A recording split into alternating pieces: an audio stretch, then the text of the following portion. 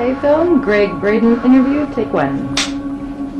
I was trained as a scientist. My background's in the hard sciences, physical sciences, the earth sciences. In the 60s and 70s, when I received that training, there was no room for the possibility of the kind of things that we're talking about now, the kinds of things that suggest that our inner world and our inner thoughts, feelings, emotions, beliefs in any way affect the world around us.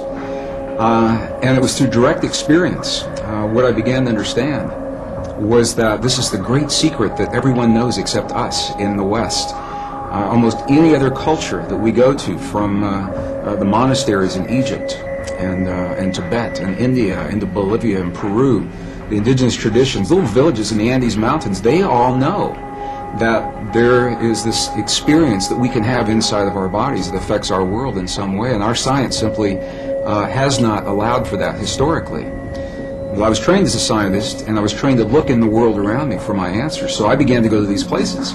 I began to go into the monasteries, all the places that I mentioned. And it was through the direct experience of sitting in the presence of people who have lived and practiced the kinds of traditions that Louise Hay and the other authors that I'm so blessed to be sharing this the stage and this information with, that they teach about. And what we begin to understand is that this is the place where science got it wrong. There are two places, two assumptions that science has made, modern science.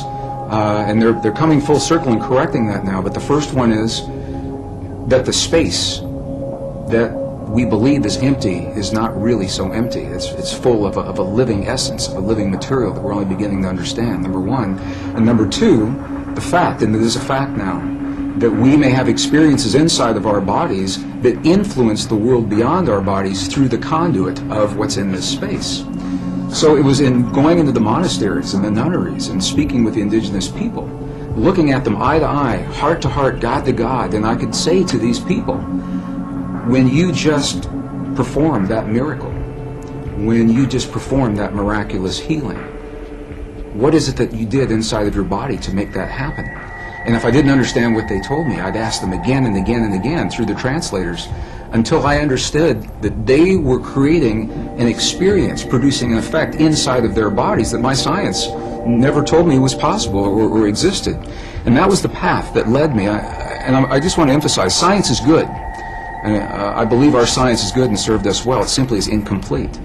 And so it was that path that allowed me to flesh out the missing pieces that we're only beginning to understand today, marrying the best science of our time with the wisdom, 5,000 years of wisdom of our past, into a greater understanding. And that understanding brings us right back to the question. That's a long answer to a short question.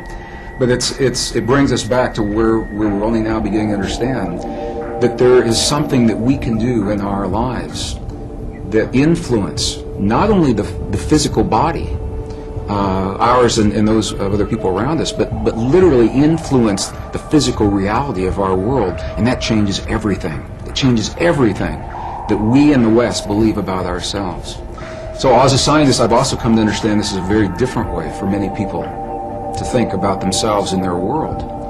And I've found that there's a learning curve that our audiences and our friends and families and co-workers in my career at the Water Fountain, this is not something that people typically talk about in a technical organization. They don't wake up in the morning and say, what kinds of feelings, what kinds of dreams, what kinds of healings did you have over the weekend? And they're talking about who won the football game and who won the lotteries. But this is where it brings us, the relevance in our lives, because we all are having experiences every day. Whether we are consciously aware of it or not, those experiences are physically affecting our bodies and our world.